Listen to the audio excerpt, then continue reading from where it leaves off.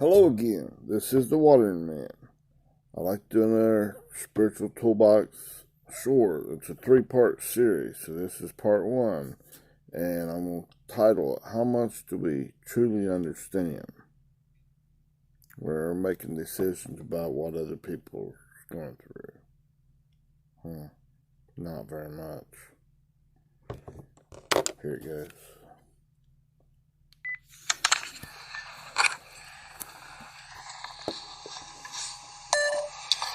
Hello again. I'd like to do a little spiritual toolbox talk, a prequel, before I get into to the next verse in John chapter 4. Okay? Now, this is concerning, I'm going to title this one, How Much Do We Truly Understand? Like when someone's going through something, we see them going through something, before we just make a judgment, a call. Condemnation is red way. Let's look at this, okay? Are we truly loving our neighbor, our fellow human being, to Christ in them, as we love ourselves? See, we have to get that, that ability to love God as He first loved us. And it's God's job is a love beyond the mere description of words. As we're increasing in that, our love for God and our love for our neighbor, our fellow, the Christ, God in it, people at whatever level, even if it's germinated seeds. Are we truly loving that? Are we seeing through all this crap? We don't have to love the crap, that crap thinking, but we do have to love that Christ, Are we not to love God more than anything and love our neighbor as ourselves? Are we really doing that? Take your own temperature. Make adjustments by greenlighting God when He gives you opportunity in these storms of your life.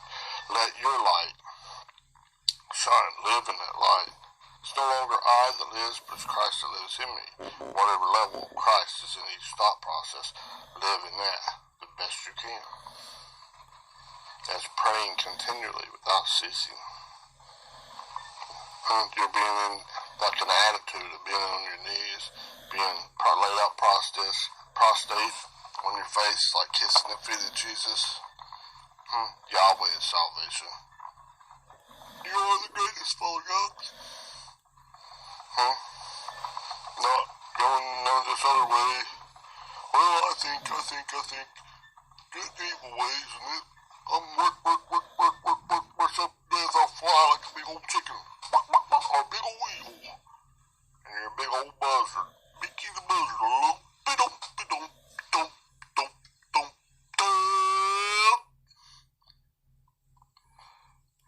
Similar to being a dumbass, right? Being in your beast nature. You're going the wrong way, you're going the red way. Spiraling left hand spins down towards your own crap thinking. Don't even do it. Alright. Now, see if I can read my writing. I was trying to write down this stuff that God was giving me, okay? Whenever we see someone going through something, like a broken foot, they're going bankrupt, they're having a hard time or something, anything. They're a habitual liar, they're violent, they're always in fights, verbal accusations, they're always arguing, they're, well, like a drama queen, men and women, both, always seeking, they get like a high, they can't just have something normal, they gotta have some confrontational bullshit. You say, here's $100. Why didn't you give me $200? It must be something. Yeah, you got something against it. Or do something good. Drama queens. At work or something. Here, go do this job. Bitch and drive about it. Make a big cackle about nothing. You could go do the job and be done with it by the time they get finished carrying on and blowing it plumb out of proportion. Oops. Red way thinking. Don't just look at the outside, stop looking inside. They're not regenerating. They're not turning to God, giving up that old stuff, becoming a widow to that junk, are they? That's one type. Violence, fear, lying, all these things. Yuck! Huh? Carnality.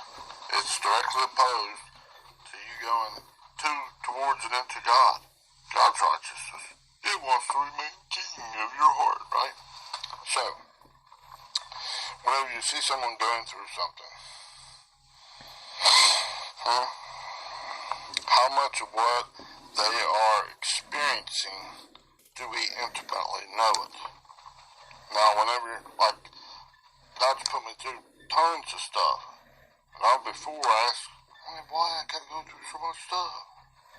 Why is it always going from one thing to the next? I don't have very long, and then bam, something else in a different form, but it's just lambasting me.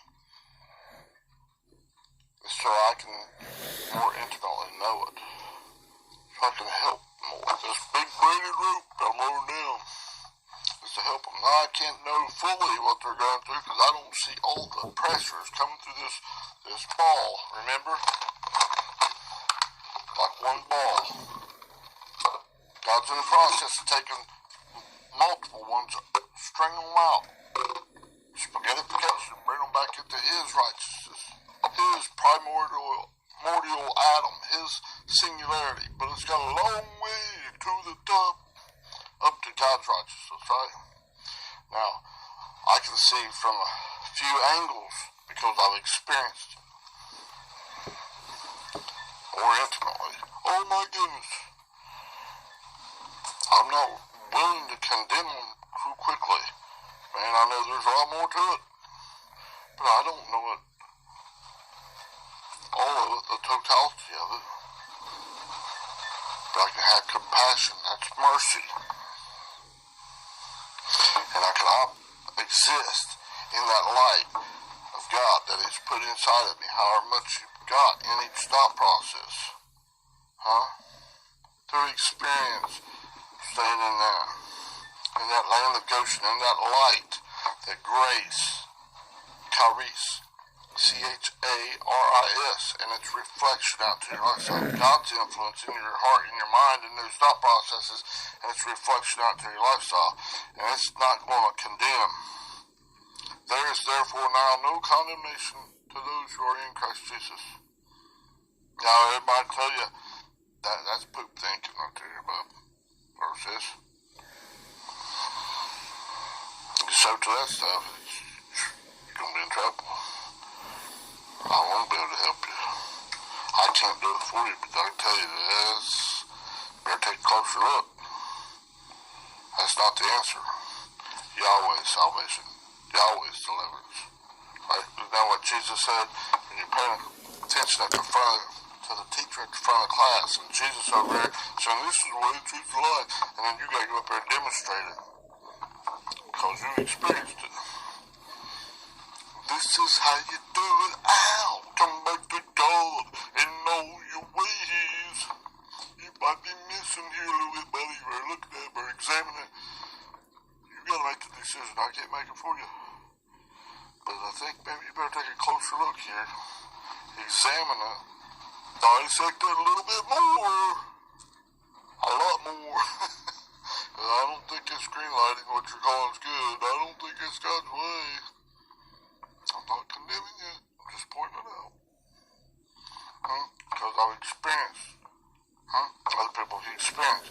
But I don't know the totality of all those pressures. It might be financial and aches, pains, broken ankle, breaking this. I've broken all kinds of crap and financial. Dog. Laying on the floor, can't even roll over. Vomiting all over myself. You name it. Heat strokes. Not cancer, thank goodness. A lot of things. So not totally, but I know what it is to suffer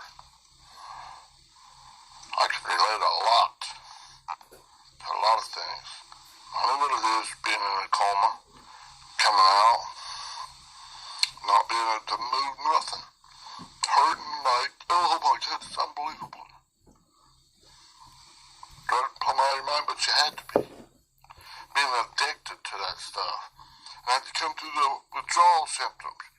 Not of my own choices, but I had to. I'm thankful that I had that help in the hospital, because, man, there ain't no way I could do it by myself. So I can relate that way to people. Huh? I can relate in compassion, mercy. I can have mercy on them.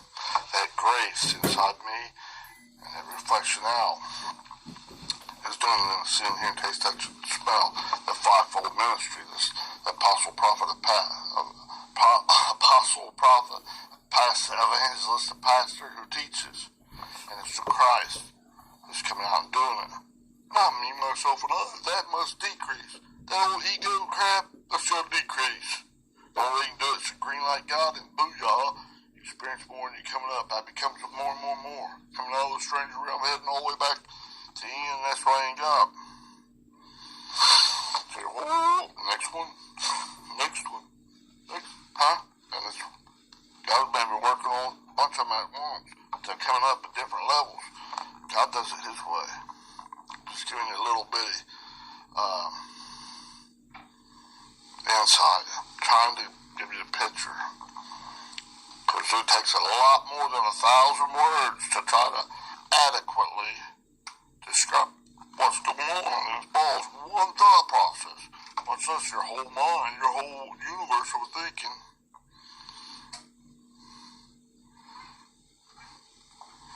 That's God speaking through me. Well,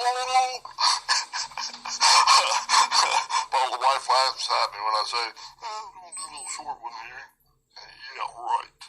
You're going to use probably the whole 31 minutes. That's about what my phone can take, 31:46, I think.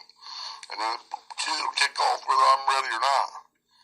I sometimes keep going with this, take little breaks and stuff, and eat a little bit so I can not fall out on my, have a fall out myself because of physical stuff, because I'm ignoring it.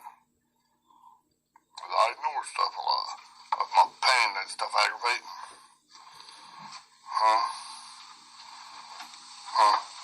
It's something like seeing somebody with a broken foot or a broken this or broken that or some kind of injury. You can kind of see it from outside. You can't see all these other pressures. Maybe you're used to, your job is like a used car salesman.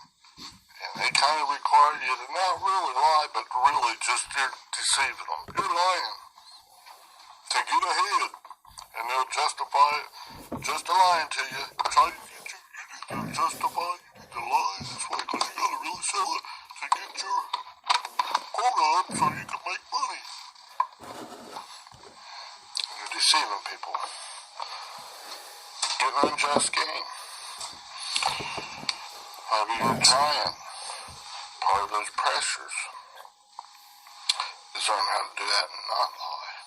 Or to decrease in that ego.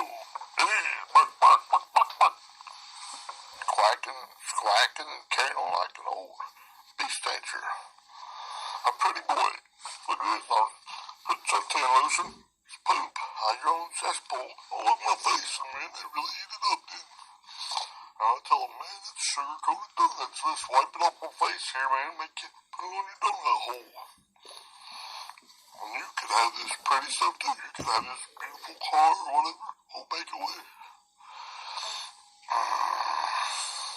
If you're doing it legitimately, and not having that poop stuff, it's going to flow from the spirit, not this outside stuff. That's kind of your feet in a physical way. A politician, all these things. Lawyers. That's just one little thing. Maybe it's being violent. Arguing. Drama queen. I'll beat you up. I'll kick your ass. You don't agree with me. So, that's not God's way. Oh, you better agree with me or I'll just take one whoop your ass. That's not God. That's not God. God's not going to reward you with an increase into His righteousness. You might get a little temporary, transitory reward by humanistic thing, gaining money unjustly. But you're not getting God. This is going to be part one, okay? Of this, how much do you understand? It's going to take me more than that. Got 2 pages of notes just written out, but it's going to take a lot more than that. Okay? I don't know how long. It may surprise me, but I just got to speak through me. I trust him. Yep. Alright, now, let's go through this a little bit. Whenever you see someone going through something, how much of what they are experiencing, the pressures, the ellipsis, tribulation, calamities, all this trials, load testing, their bridge, to strengthen them, not to them, to condemn them to some stupid hell junk. Get your mind out of your ass. Quit going down the shitter. That's dumbass stuff. Don't believe that junk. You're not speaking the love of God doing that. You're condemning yourself. You're believing that old false accuser in yourself. Diabolos. That's your own beast nature. It's not some monster outside, some pitchfork dude. No. That's stupid. That's get your focus on that. So get your focus on that so it do whatever. Shank you. Dumbass. You're not speaking the love of God. You're staying a nepios or less. Brephos, unborn child, or up to a 0 to 2-year-old dude. God still loves them. They're not able to even speak. They can't do nothing but make messes. We need to grow up. We need to grow up inside each thought process.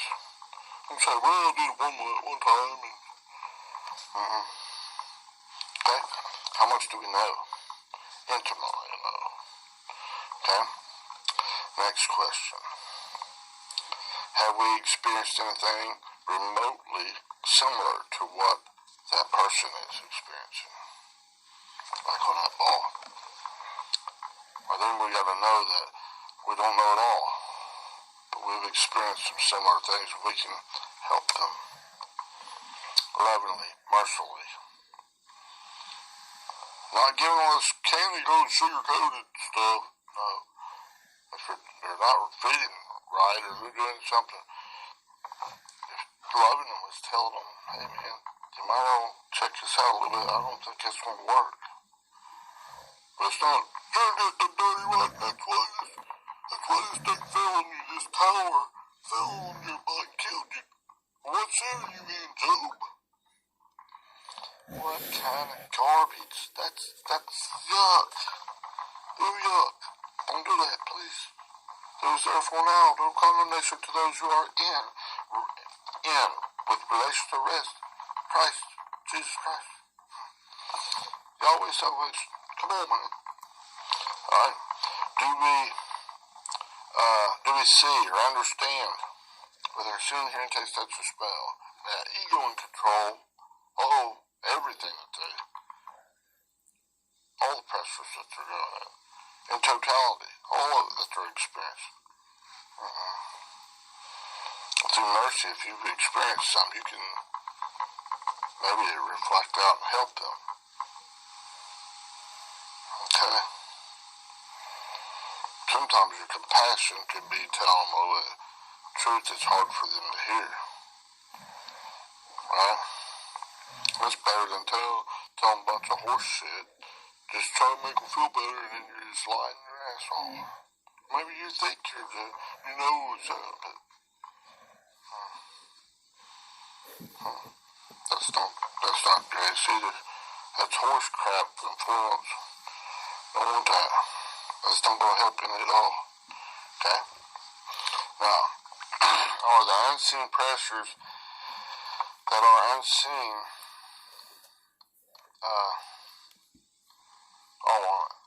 are these unseen pressures that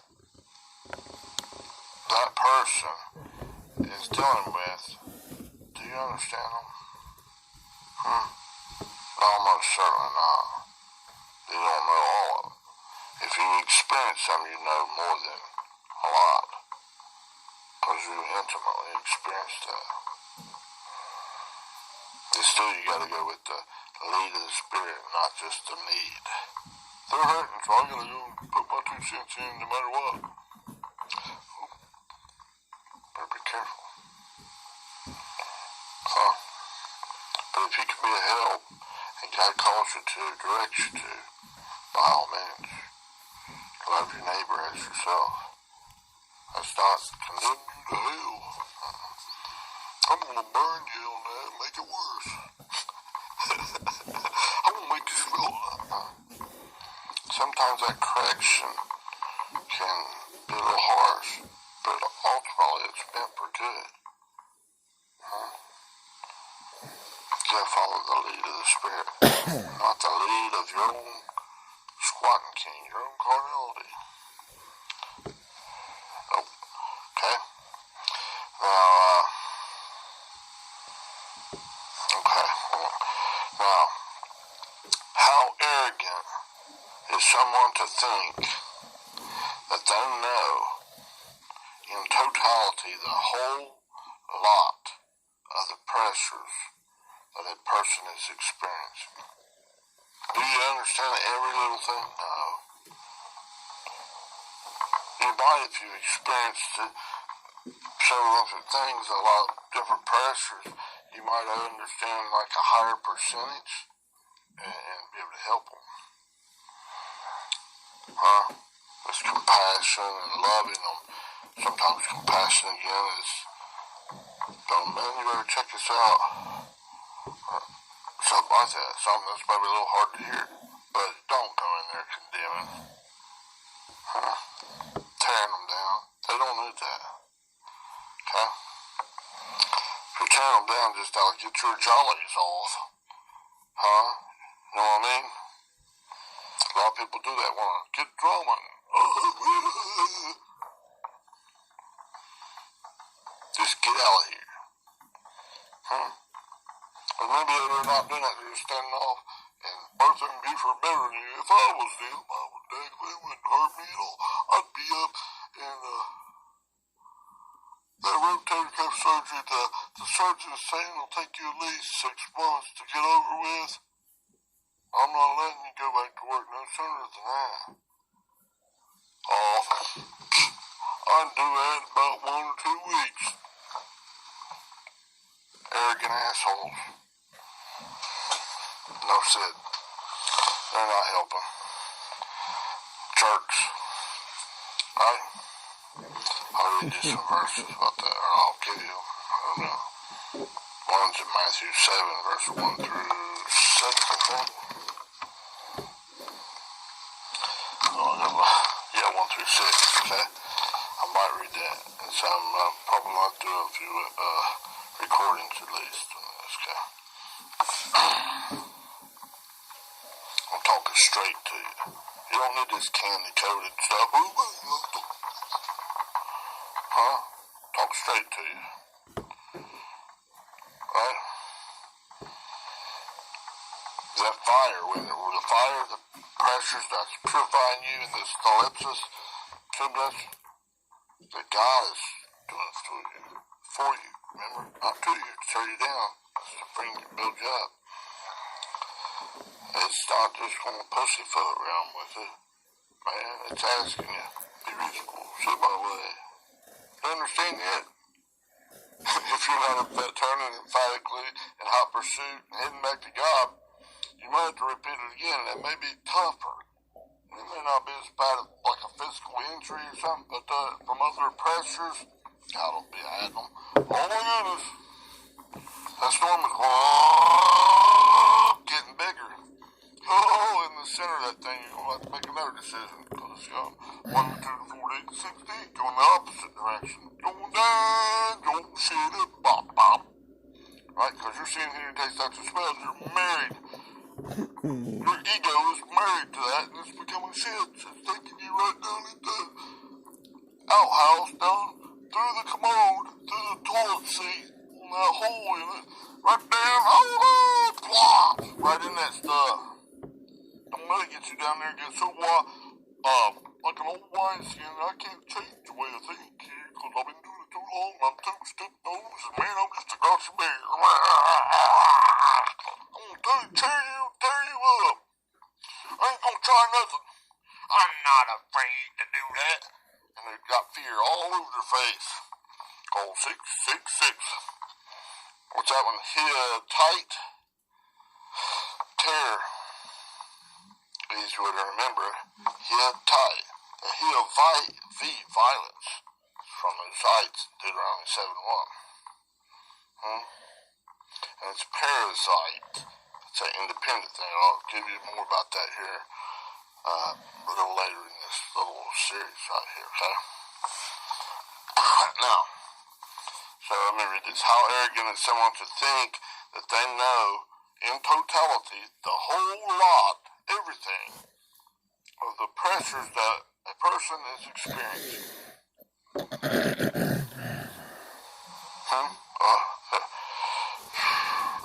They're pompous, arrogant, being a butthole. So they're being a Bertha and Buford there, you know. Come along, stony nose too, and I'm better than you. Man, look at this. I got all kinds of, look at that perfect suntan. I'm drawn so close to God. They're wiping their own shit on their face. All their cesspool. Look at that, man. I'll put some more on there, man. I smell great, don't it? Don't smell great to me. See, you taste, touch, smell. It don't taste great. It don't look great. It don't nothing. Man, I see the maggot crawling out your nose. Right? Pretty sickening. I still love you. I know there's Christ in here, but man, I don't like crap here. Let God clean you up. You got green like God. In fact, I pursue only way you can get cleaned up. Okay? Now, another question. How often does one condemn, give an adverse sentence to someone too harshly,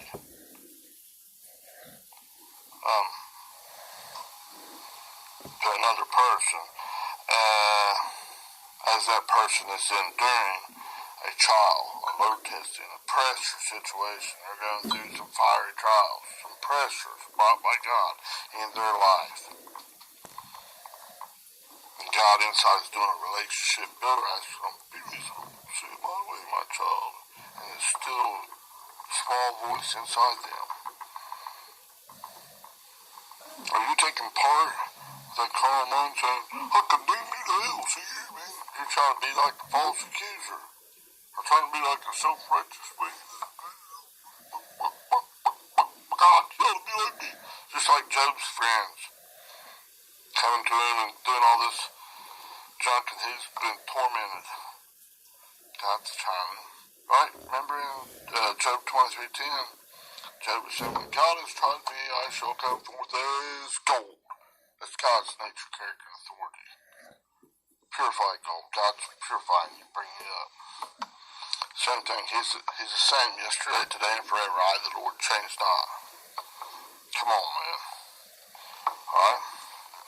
Now, how often does a person say, I don't see anything wrong with that person? They look healthy as a horse. And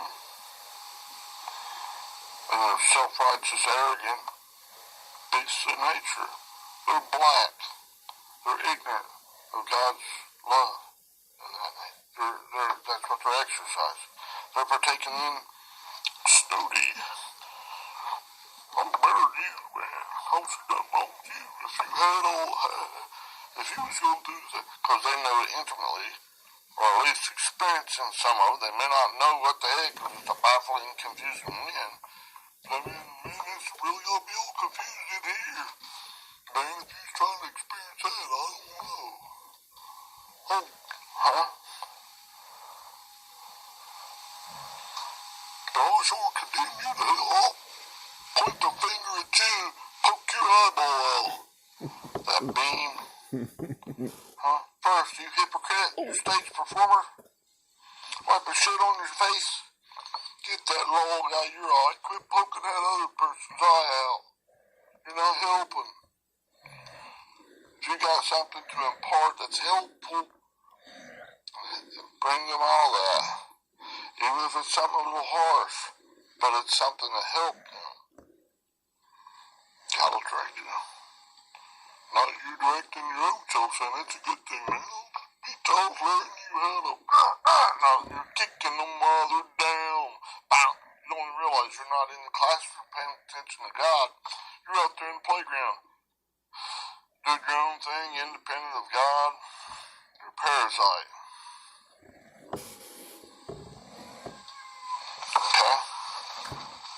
Now, I'm going to have to segment this here shortly. Let me see here. Yeah. I'll be taking you on part 2, taking you to Luke chapter 23, verses 33 through 43. Jesus on the cross. The prodigal, the anointed Messiah, the firstborn among many brethren. We're to do it the same way. Be spaghettified. Right?